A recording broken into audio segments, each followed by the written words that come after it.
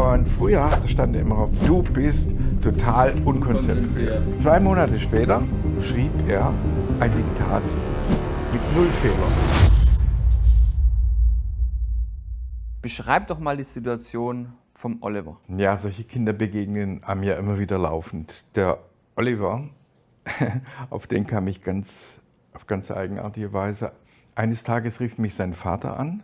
Ich habe als Ferienarbeiter im Studium öfter mal bei den Zimmerleuten gearbeitet und der sagte, mein Sohn kommt auf die Baumschule. So sagt man bei uns, wenn es heißt auf die Förderschule. Und der Vater war natürlich ganz durch den Wind, weil Mutter und Vater waren sehr erfolgreiche Eltern. Wir haben erstmal telefoniert miteinander. Und schon da habe ich mal gefragt, du, er macht solche Fehler, hast du schon mal die Augen untersuchen lassen? Und er sagte, nee, warum auch? Der ist doch jung. Denn normalerweise denkt man, junge Augen sehen gut, weil sie ja unverbraucht sind. Und im Alter ist für uns selbstverständlich, dass sie nicht gut sehen.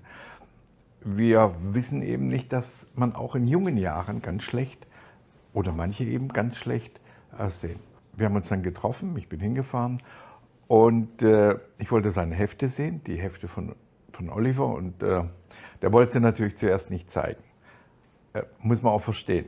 Den Eltern ging es nicht gut, dem Oliver auch nicht.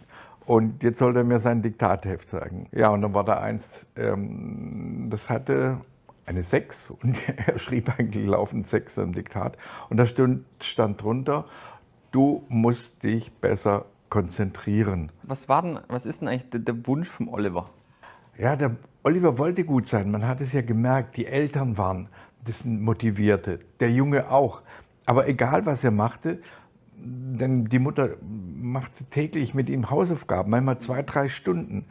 Aber der Erfolg stellte sich nicht ein. Also die waren richtig am Boden. Und ja, dem Jungen musste geholfen werden. Und ich habe dann gesagt, so, jetzt, das sollte man einfach mal überprüfen.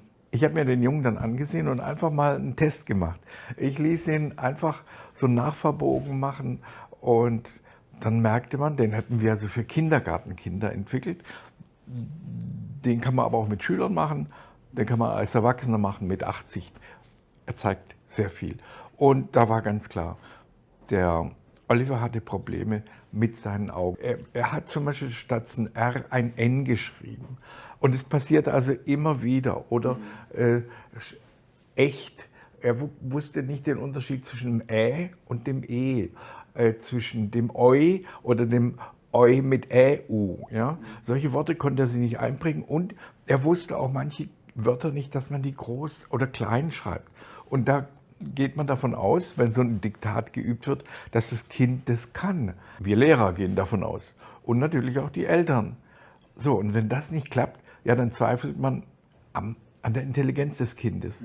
Und das ist vollkommen falsch. Denn dieses Kind ist dann noch eher demotiviert und will eigentlich gar nichts mehr machen. Und irgendwann sind die Kinder so weit, dass sie sagen, ich will gar nicht mehr zur Schule gehen. Und früher stand immer auf, du bist total unkonzentriert. Ja? Und weil er M und N verwechselt, N und R. Und das ist nicht eine Frage der Konzentration, sondern das ist eher eine Frage der visuellen Problematik. Ein Bildlagefehler, ganz was Einfaches. Okay, und nachdem er dann seine Augen ausgeglichen hatte, was hat sich dann bei ihm direkt alles verändert? Ja, also das hat sich ganz schnell gehabt. So schnell hatte ich es noch nicht erlebt. Und deswegen ist mir dieser Oliver auch so in Erinnerung. Das war hier am 17.10. und am 11.12. schrieb er ein Diktat mit 0 Fehlern. 2 Monate später. 2 Monate später.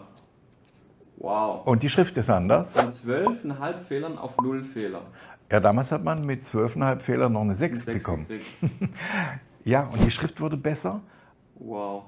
Und der Oliver bekam Lust zu lernen. Er konnte besser lesen. Die familiären Zustände haben sich natürlich auch verändert. Da war eine ganz andere Stimmung dann zu Hause. Und der machte immer seine Hausaufgaben selber. Die Mutter musste nicht mehr stundenlang dabei sitzen. Der Erfolg macht ja süchtig.